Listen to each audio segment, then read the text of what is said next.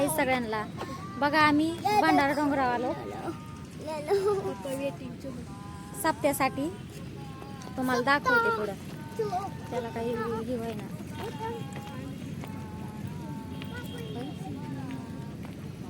बघा आम्ही मैत्रिणी.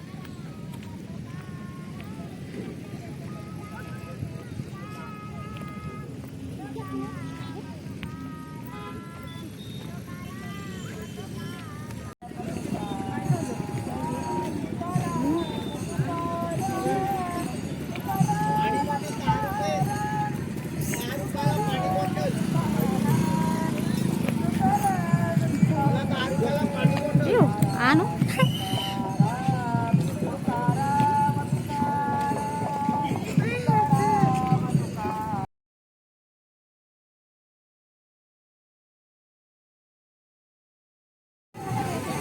इकडे इकडे पाण्यापाशी आणू.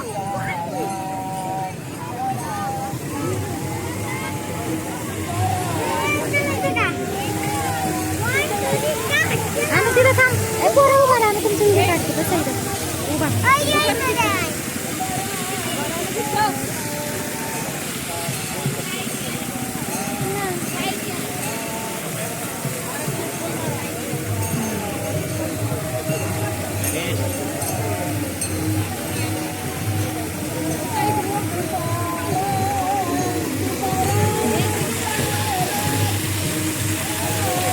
इकडे इकडे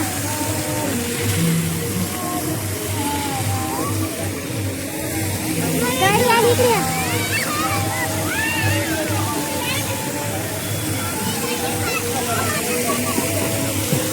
बघा कसलं भाजी.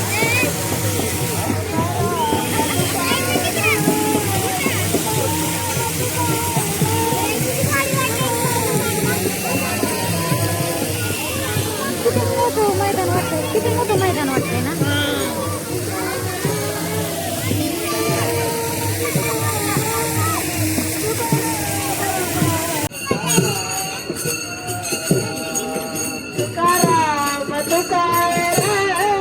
पळू नको.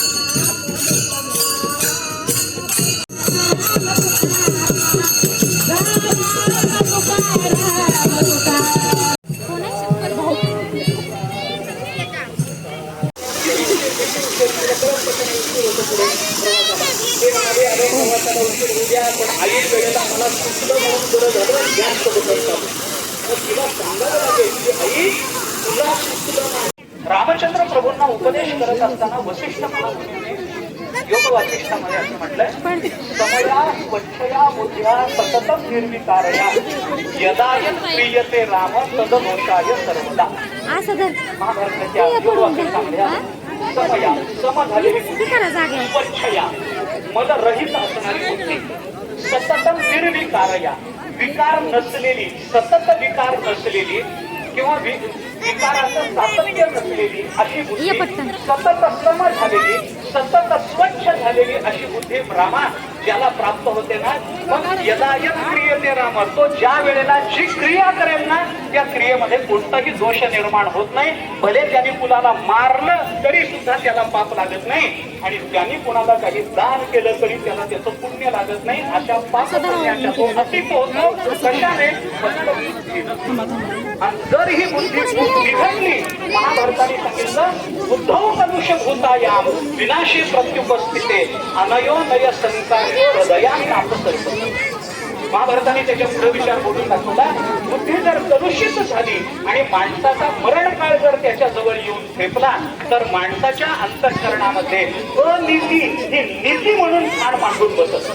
आणि एकदा अनीती नीती वाटायला लागली, अधर्म हा धर्म वाटायला लागला, धर्म हा अधर्म वाटायला लागला की माणसाचं जीवन हे माणसाचं राहत नाही, ते प्राण्याचं जीवन, ते प्राण्याचं जीवन होऊन जातं. याच्या करता म्हणून आपल्याला प्राप्त झालेली बुद्धी आपण सत्कारणी लावली पाहिजे. म्हणून तुकोबारायांनी प्रार्थना करताना, जगाला उपदेश करताना हे सांगितलं की बाबा एवढं तुम्ही करा.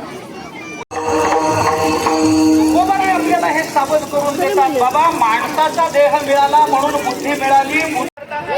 लोकांकडे भिक्षा मागत फिरता लाज वाटत नाही, त्याला बोलायला त्याला बोलू नाही, त्याच्यावर काही परिणाम झाला नाही. तो बुद्धी बघा आम्ही आत्ताच घरी आलो आणि जेवण बी करून आलो, कारण तिथे जेवण बी होतं सप्त्यात, जेवण बी होतं.